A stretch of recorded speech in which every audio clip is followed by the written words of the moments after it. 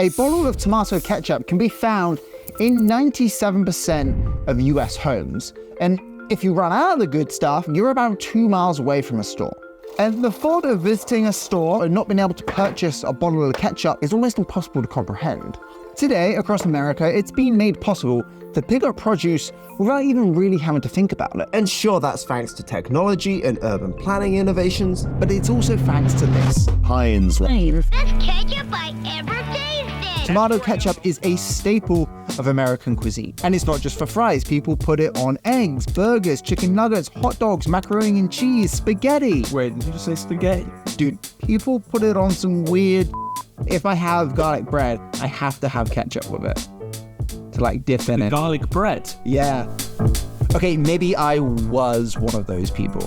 Okay, but I'm not like a crazy person. I don't put it on a roast dinner. I don't have it on curry. I don't put it on pasta. Just regular things and garlic bread. But the point is, ketchup is like the most common and basic condiment, and it's everywhere. Yes, I love it, and could I eat burger and fries without it? No, that would just be ridiculous. Which is why my team decided it would be a great idea. Yeah, let's have you suffer for a month without ketchup. The chips, you know what would make them better? Maybe some ketchup.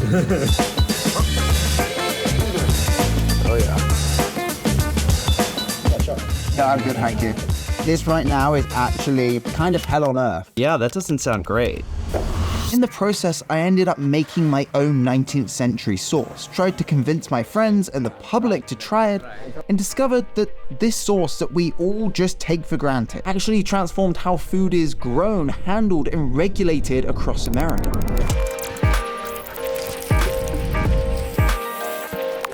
Thank you to Shopify for sponsoring this video. Okay, so this story does not actually start in the United States. The story of how ketchup changed America actually starts here, in China, where ketchup had nothing to do with tomatoes. The earliest record is in 300 BC with a text documenting the use of pastes using soybeans, meat cartilage, and all the worst parts of a fish that nobody else wanted.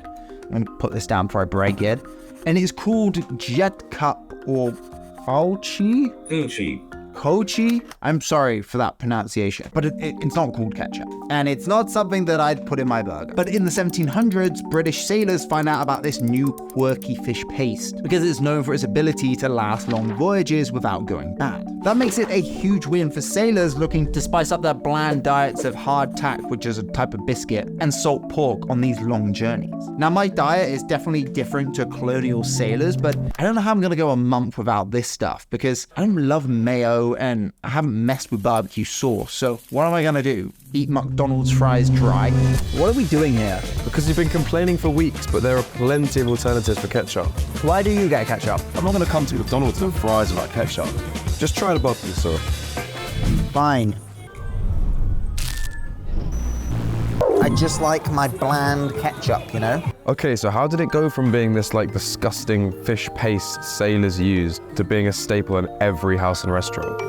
Okay, so at the point that it reached Europe, it was made with walnuts and anchovies. The word is also anglicized and becomes ketchup, but with a C, which is later morphed into a ketchup with a K, and then back to a C by the Americans and back again. But yeah, it's ketchup. You can find the first English recipe in a book called The Complete Housewife from 1727. It was mushroom ketchup, which was popular at the time. Soon after, it starts to appear in what would become the US. Oh, so like the British took it over to the colony? Yeah, exactly. But up until this point, there was still no mention of tomatoes. So when are they introduced? Well, in the 1700s, people stayed away from them because they thought they were poisonous. The story goes that some aristocrat ate these tomatoes, got sick, and died.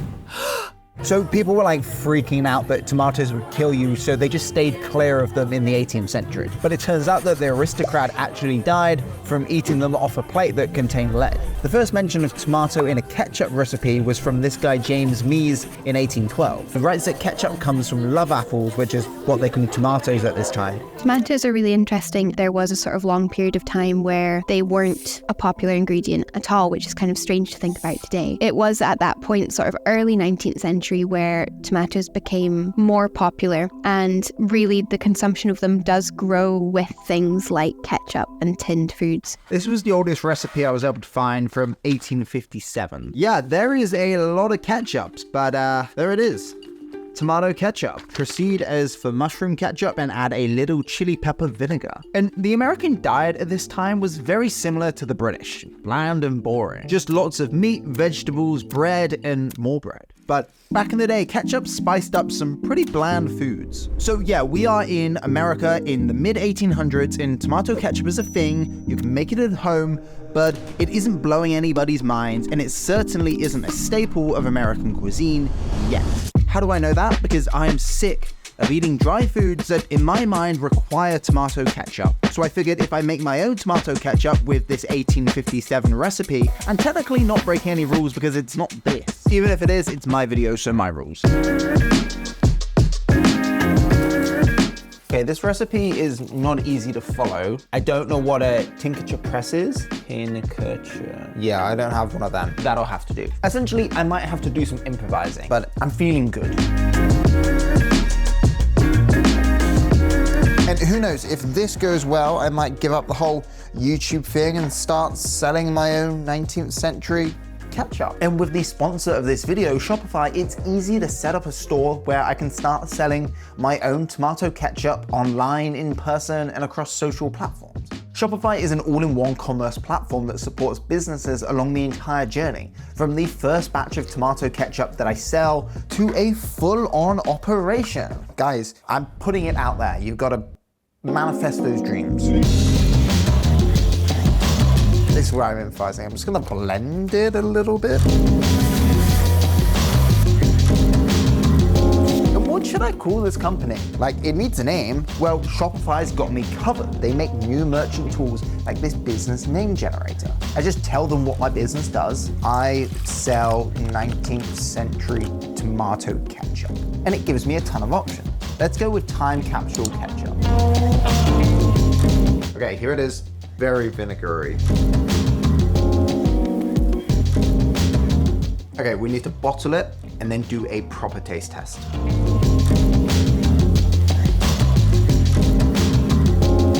So now it's ready to go on my store, and Shopify makes it really easy to sell this stuff in person. Like, every hipster in East London is gonna wanna try this. And with Shopify POS, I can accept contactless payments anywhere with just my iPhone. For a free trial, go to shopify.com/faultline. And yeah, we're gonna do a proper taste test. I haven't forgotten quality control. But first, let's dive back into the story, because that was a lot of faff to make, and there has to be an easier way if I want it whenever I like. And that was the thought that this young horseradish salesman had in the mid-1870s. Around this time, this guy Henry is making horseradish. He's making mango chutney, this thing called chow chow. He's pickling a ton of stuff, but the company goes bankrupt in 1875 because who the hell wants horseradish? This guy Henry is an entrepreneur, and he sets out to find something else to sell. And it's now 1876. The Civil War has ended, and the Industrial Revolution is in full swing, leading to higher employment, higher income, and a larger demand for food and new products. He starts to hear more about this new condiment. So he decides to jump back into the market, creating the H.J. Heinz Company, and soon introduces Heinz Tomato Ketchup. For this next bit, I wanted to speak to somebody who knows a bit more about American food and history than I do, and lucky for me, my friend Phil has a channel all about that. He recently released a video called Why McDonald's Won Fries, and I was like, fries, ketchup, there's some crossover here. And when I asked him about this, he said a better example that would fit with Heinz is a video that he made about Oreos. Okay, so let's figure that out. This right now is actually kind of hell on earth. I don't know if you're a ketchup guy, Phil. Do you have another condiment option? No. You've got nothing? No, dry fries. Yeah, that doesn't sound great. Henry Heinz, he's like kind of this young hustler, and he comes in, and his big innovation is that he starts selling this in glass bottles, clear glass bottles. In the 1800s, other manufacturers were selling stuff in colored bottles. And the reason the bottles are colored is so they can hide the fact that they're putting just random stuff in there to mask the fact that they've watered it down. Sometimes they're putting like literal sawdust in the horseradish sauce just to fill the bottle quicker. Right, so you just can't... Because there's no regulation. This was like a breakthrough at the time. Like, people were like, oh, finally I know what to buy. Heinz basically takes one of these old recipes that we use and adds a ton of salt, sugar, and vinegar to make it taste way better and increase the time that it can be spent on the shelf without using harmful preservatives. Heinz then couples his new recipe with a clever marketing strategy. He began to build this brand that was based on this transparency. In the case of glass bottles, like literal transparency. Yeah. And he's just making everything that he can in this, in this very open way. And that's where like the 57 varieties comes from on the bottle. If you spend as much time online reading about Heinz as I do, you'll see that a lot of people always want to know what the 57 on the bottle means. To my disappointment, there is no real mystery here. The 57 is meant to represent the 57 varieties of Heinz products, but people also say that there was more than 57 products and that Heinz's favorite number was 5 and his wife's was 7. Like I said, no great mystery. But back to his prized possession. How did he take this mediocre homemade sauce that we're going to try in a bit that would go bad in a few days and create this, what I would say is the best sauce of all time, and put it in nearly every single home in America? Well, to get there, Heinz had to literally flip the switch on how food was grown, handled, and regulated across the country. Remember when Phil mentioned that there was no such thing as food regulation at the time? Well, food producers had already been bottling products for decades, but contamination was a huge problem. In an age in which there's no FDA, so that doesn't happen until the 1900s, so there's no regulatory environment for it. The FDA, or the Food and Drug Administration, is a US government agency responsible for protecting public health by doing things like ensuring the safety of foods. But it wasn't introduced until 1906, and that'll come back into play a little later. So before this, there was literally no control on how clean food had to be, and manufacturers are doing crazy things to preserve their product. They're adding additives to cover the taste of expired meat and putting lead in peppers and mustard. And you can see what the state of the factories were like. Foodborne illnesses were everywhere.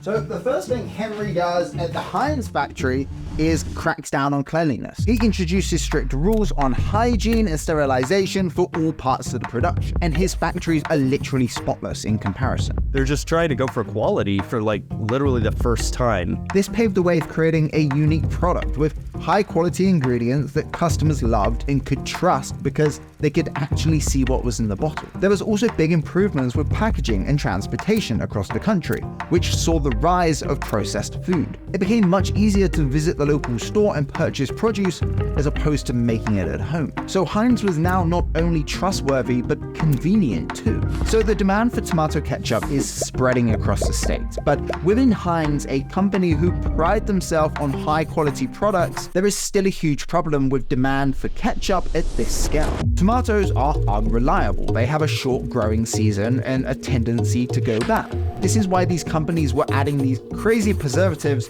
that should have never been fit for human consumption. But Heinz weren't going to play that game. So the company invests in horticulture and basically tries to develop a tomato specifically for ketchup. Eventually, one is created. It has a thick skin and round shape that can withstand machine harvesting and transport, and is perfect to make in high numbers, feed the supply chain, and to keep up with demand. The entire saga that Heinz went through of bringing quality ketchup to the masses was a big reason why the rest of the food industry started to move away from using harmful preservatives.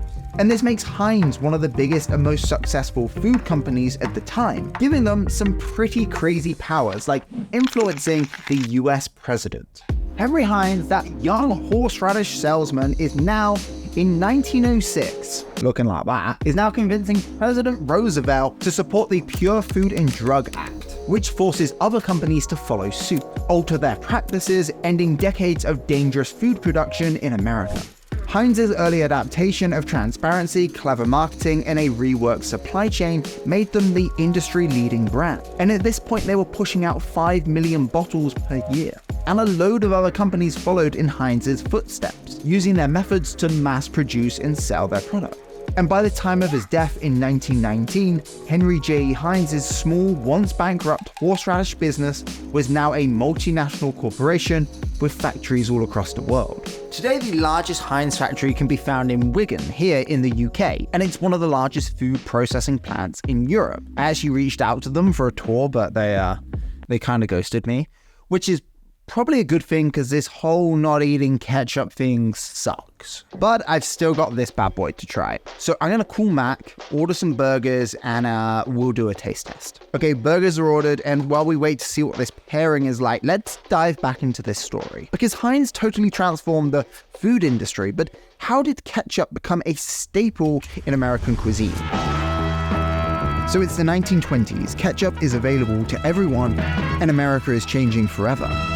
Large-scale industrialization led to things like the automobile revolution and the Great Migration. This means more and more people start to move to cities. The mass urbanization around the country saw huge growth in the size of cities, with more apartment buildings popping up, schools, shops, and restaurants like diners, hamburger joints, and chicken shacks. And by the time we reach the 1950s, following the introduction of the highway system, the popularity of fast food restaurants is really starting to take off. People are living these fast-paced lifestyles and need a quick and affordable way to get food whilst on the go.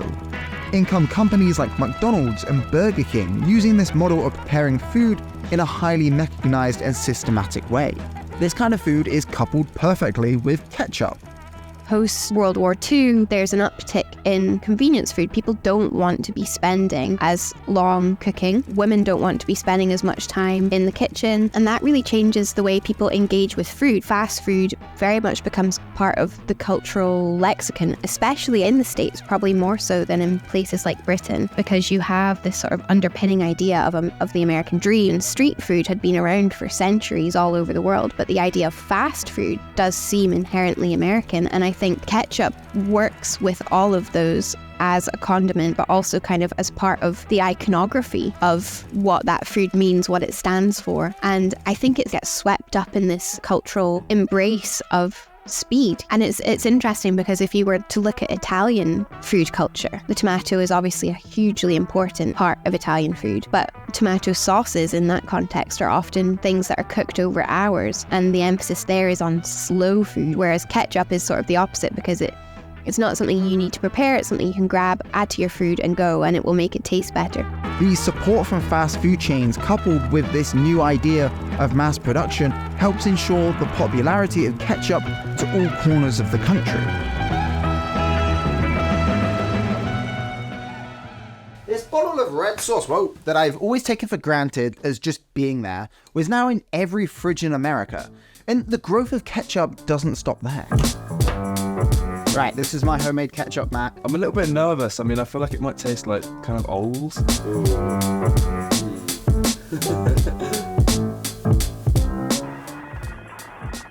I mean, it's not bad. It's very vinegary. In our burger. Really In it goes, it's ruined these beautifully made burgers. Thing is, I can't stop eating it. Oh my god. Let's hope it's good.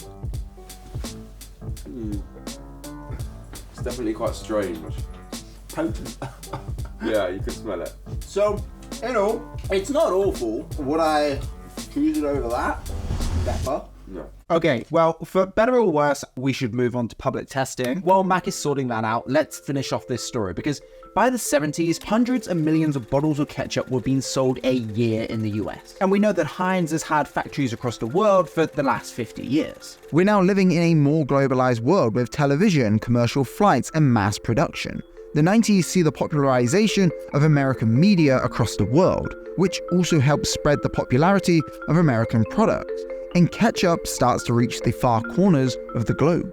American fast food chains then started popping up in countries like Russia and China. Companies like Heinz followed suit, breaking through the borders of English-speaking regions and becoming a global symbol. It's recognized all across the world, with a surge in consumption across Latin America, Europe, and East Asia. But something I hadn't thought about was how ketchup is used differently by different cultures. For this video, I found an entire book on ketchup by Andrew F. Smith called Pure Ketchup. And in it, he says part of his international success has been based on cultural variations between countries, often changing its ingredients to adapt to local eating habits. For example, here in Britain, ketchup is rather sweet. But in places like Belgium, it's much spicier. He goes on to say that Kraft Foods produces paprika and curry ketchup in Europe, but not in America. It's also branded differently depending on where you are. In the US, marketing campaigns often emphasize classic American dishes like hamburgers, hot dogs, and fries. But in Japan, they have a type of ketchup called tonkotsu and contains things like soy sauce and sweet rice wine, and goes with more typical Japanese meals like katsu. And in India, they have Maggi ketchup. This is a much hotter sauce that contains a lot of seasoning to cater to a much spicier cuisine. By the way, we have an entire video on Indian food in the UK and how it's not really Indian food. It's a lot of fun. You should definitely check it out after this. But how does my 19th century time capsule ketchup taste to the Great British Republic? That's what I want to find out. Vinegar, onions, and some spices. Garlic. Bit of garlic. What do you think? You're not allergic to anything, are you? Mama, I love you. From diet, this is your fault.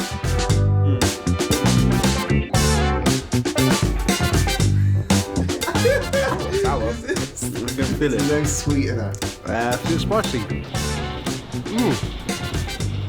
Thank you. Oh, good. Not bad though. It tastes like brown sauce. Let me try. Tell us what you think. It's a bit different than normal tomato sauce, but I like it. Don't Not have to be nice. No, yeah, it's not sweet like tomato ketchup, but this one I like it.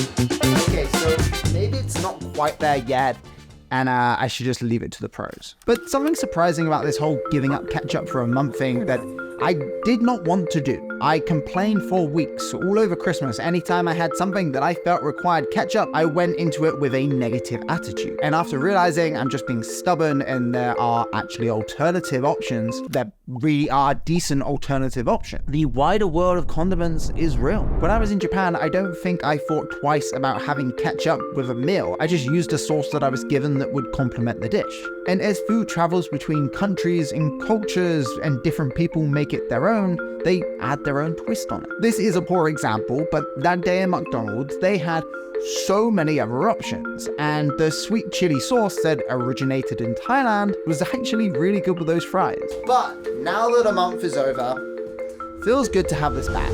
And I'm not giving it up for good, but I'll accept that I don't need it on garlic bread, and I'm now open to alternatives. This might just be a bottle that sits in your fridge and you use it every other day without thinking twice. But what I was really fascinated by was this one condiment traveled all the way from China, found its place in America, and then paved the way for other sauces and food to be mass-produced safely, and also changed the way that an entire country grows vegetables. That's quite a story for a bottle of tomato ketchup. Thank you for watching this video on how ketchup changed America. If you want to know how Phil's Oreo video ties into the Heinz story, you can check it out here. And he has a bunch of other great stuff on his channel. Do go check it out. And if you want some more behind the scenes content and to find out what's coming up on Faultline soon, you can check out our Patreon, where we document a lot of behind the scenes. We have a director's commentary, we share photos, we do polls, you can suggest video ideas to us. You can find all that at patreon.com/Faultline, and I'll catch you guys in the next one.